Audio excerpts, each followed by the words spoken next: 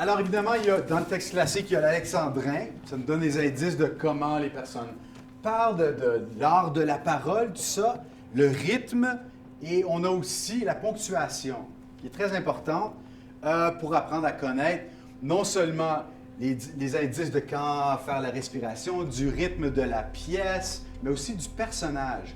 Comment est-ce que le personnage pense? Comment est-ce qu'il essaie de persuader l'autre? Est-ce que c'est un roi? Est-ce que c'est un paysan?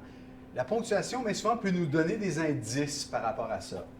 Alors, comme exemple, si le débit de quelqu'un est très lent et stable, et quand il parle, il y a des points à la fin, OK, on sait que c'est une certaine sorte de personne.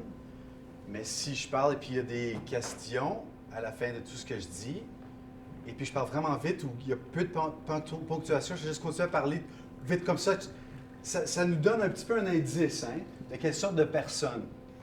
Alors là, j'ai des textes tirés de Le médecin malgré lui, Sganarelle. Et puis, ce qu'on va faire, c'est qu'on va essayer d'incorporer, de mettre dans le corps, la ponctuation.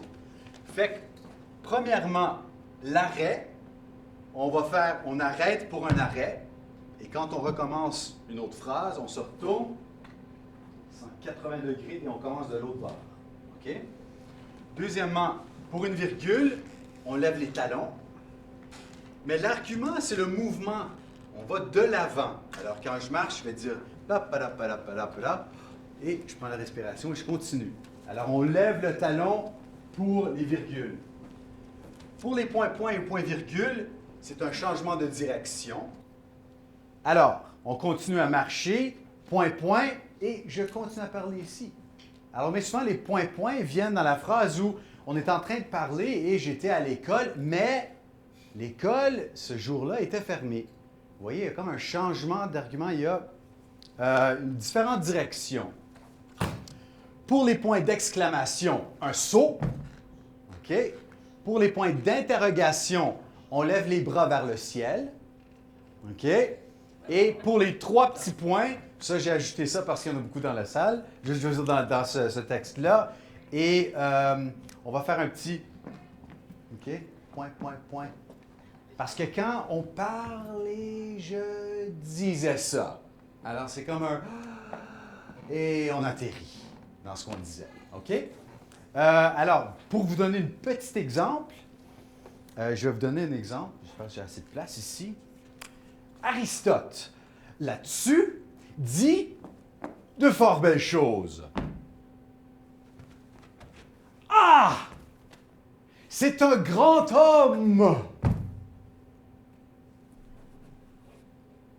Et j'essaie de me donner de l'espace ici. Grand homme tout à fait.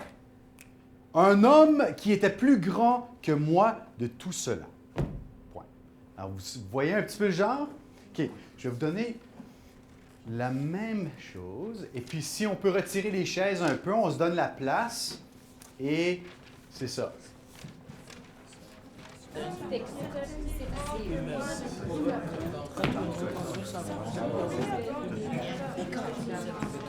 Aristote, là-dessus, dit de fort belles choses.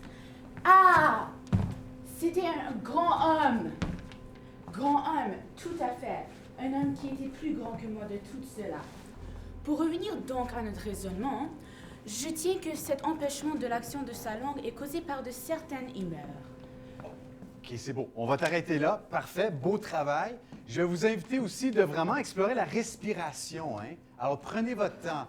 Aristote, la. Bon, vous voyez, il y a un rythme au texte. OK. Qui aimerait passer en prochain? Aristote, là-dessus, dit de fort belles choses. Ah! C'était le grand homme. Grand homme tout à fait. Un homme qui était plus grand que moi de tout cela. Pour revenir donc à notre raisonnement, je tiens que cet empêchement de l'action de sa langue est causé par de certaines humeurs. Qu'entre nous autres savants, nous appelons humeur péquante. Péquante, c'est-à-dire humeur péquante. D'autant que la vapeur formée par les exhalaisons a des influences qui s'élèvent dans la région des maladies, venant, pour ainsi dire, entendez-vous le latin? Excellent. C'est bon. Excellent. C'est beau. C'est bien. OK, une autre personne. Est-ce qu'on peut commencer peut-être? Oui. Une autre personne veut le faire? Oui, Corinne. Dans la lumière, on projette. Parfait. Oui. Aristote, là-dessus, dit de fort belles choses. Ah! C'était un grand homme. Grand homme, tout à fait. Un homme qui était plus grand que moi de tout cela. Pour revenir donc à mon raisonnement, je tiens que cet empêchement de l'action de sa langue est causé par de certaines humeurs. Contre nous autres, savons que nous appelons humeur piquante. Piquante, c'est-à-dire humeur piquante. D'autant que les vapeurs formées par les exhalations des influences qui s'élèvent dans la région des maladies, venons, par ainsi dire...